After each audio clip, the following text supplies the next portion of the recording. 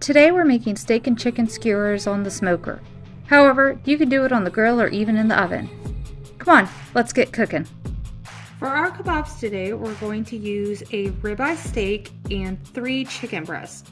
And we're going to chop them up and put them into a Ziploc bag with our marinade. When you chop them up, the only thing you need to be concerned with is that you cut them into bite-sized pieces.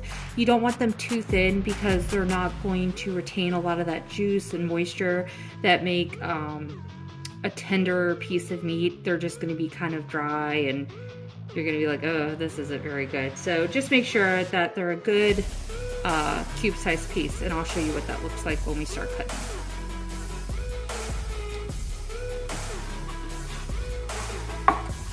Cut just kind of like strips. Just kind of go down and then take about a width like that and just chop it in half so it's a nice cube, and that's kind of what you're looking for. You're just gonna continue to cut the rest of this meat up. Once you have all your steak cubes, what you're gonna do is just put them in a Ziploc bag and set it aside and start cutting your chicken. And this is what we're gonna use to do our marinade in. If you don't have a Ziploc bag, don't use them, whatever the case might be, just use a bowl that the marinade will cover everything. Now we have our 3 chicken breasts, and we're gonna just start going ahead and cutting these in the same way, just a cube shaped piece. Now that your chicken's all cut up, again, in the same bag as your steak, go ahead and just put your chicken in it. For your marinade, you're gonna use 1/3 cup soy sauce,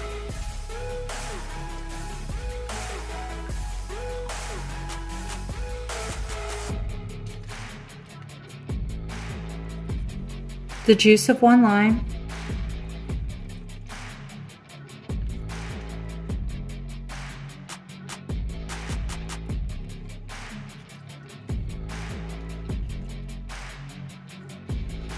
two tablespoons of olive oil, 4 cloves minced garlic, half a teaspoon of salt, about a teaspoon of fresh pepper, and 1 tablespoon of Worcestershire sauce.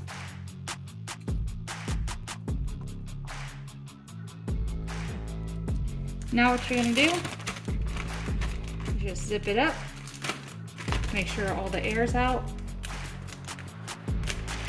and just massage it, making sure you get all the different flavors and garlic and salt and pepper going throughout the bag. Once you're done, put this in your fridge for 20 minutes to 4 hours. When you're almost ready to start getting your kebabs put together, you're gonna wanna get a bowl or a dish that is big enough, and you're gonna take skewers. I got kind of the thinner ones, but get whatever size you want. Mine are about that thickness. You're gonna put as many skewers as you need into your water.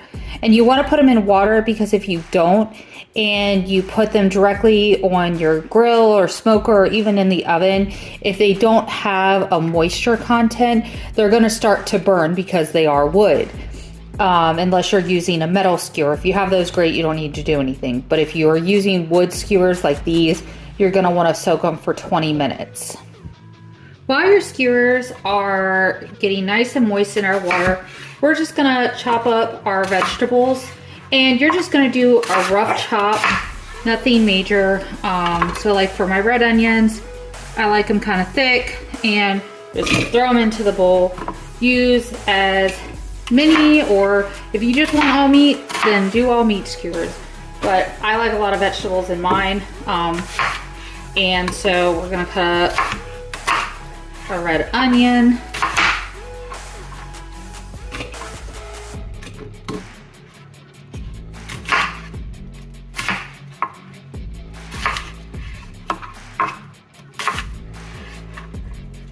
throw that into our bowl. I usually like to sometimes like double or even triple up the layers with my onion. So I kind of keep them like that in the bowl instead of flaking them all apart. Next, with our red onion, I'm gonna do a zucchini. I think that they hold up well. Just take your tops, put them off to the side. And with zucchini, you don't want to make them too thin because when you do the skewer through them, they won't stand up very well. So I usually like to do kind of a bigger chunk, and I go through the like peak out the back instead of going through the flesh part, because the flesh part gets really soft and then it just kind of crumbles apart.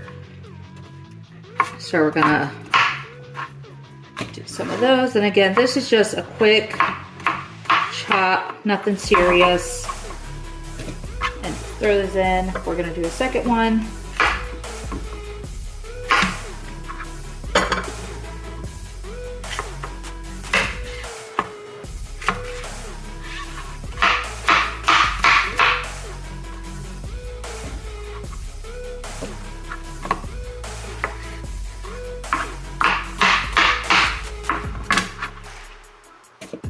And lastly, we're gonna do our bell peppers. What I like to do is kind of go around the top portion and then just pop that off. And you can use these and then see how you can see the seeds. What you do is just go down through that little membrane with your knife. This is an odd angle, so I'm not trying not to chop my hand off. And then take it gently, and you're gonna pinch under the seeds, twist and pull, and then you get all that seeds out, and you're not sitting there having to like try to get all the little seeds that you never seem to can get rid of. So put that off to the side. Today, instead of using these, I'm gonna pay the troll toll. So we're just gonna take it, slice it down, slice out the little membrane. Sometimes there's seeds on the bottom like this one, and just go with a flat knife and just kind of shimmy it to get that off. I always like to keep a scrap plate off to the side or even a bowl so you don't have to keep running back and forth. You put all your little scrap bits there, and then same way, you just want kind of larger slices like this so it doesn't fall apart. You can do smaller if you want. Whatever works best for you. This is your dish. You can add what you want. You can do the sizes that you want. This just seems to work really well for me.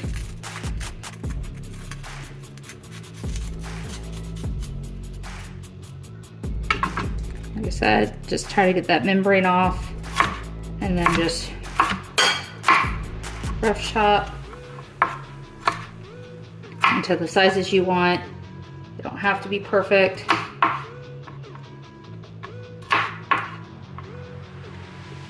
Again, we're gonna take a second one, go around the top just enough so we can peel it with a twist. And this time it came out where all the seeds are on the top, so that works out perfectly.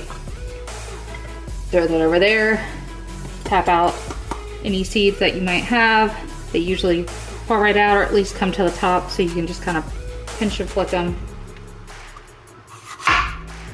This one didn't have any membrane, this one does. So like I said, just kind of take your knife, shimmy it horizontally, and it comes out perfect each time. Chop, chop, chop.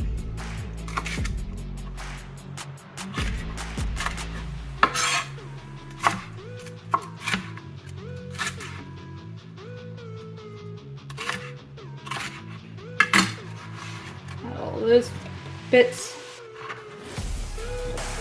Now you have all your beautiful vegetables.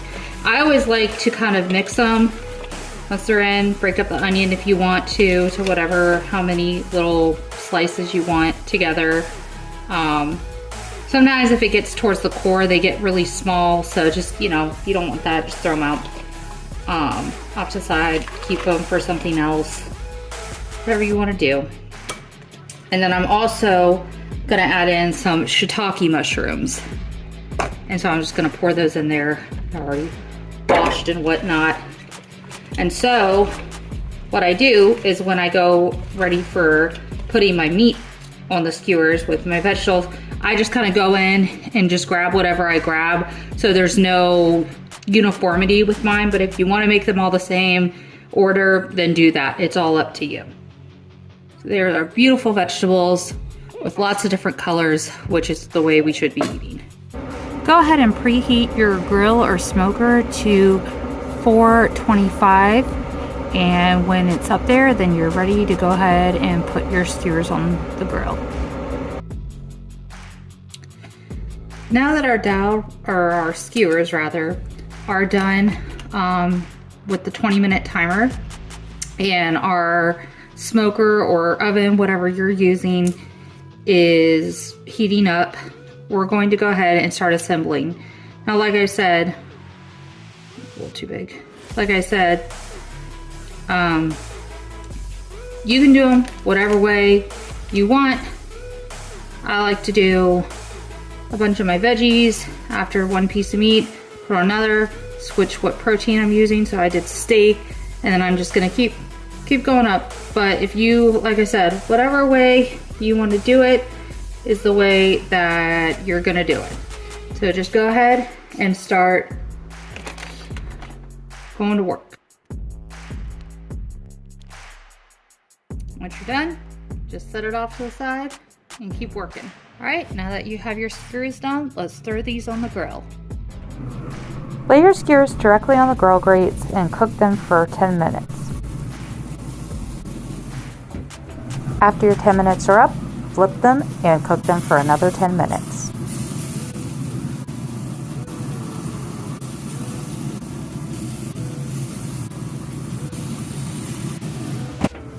Once your second 10 minutes are up, go ahead and pull them off the grill. Now you have delicious skewers that you can make uniquely yours by changing up the protein or vegetable. If you like coming on these cooking adventures with me, please like and subscribe to my channel. Thanks. See you next time.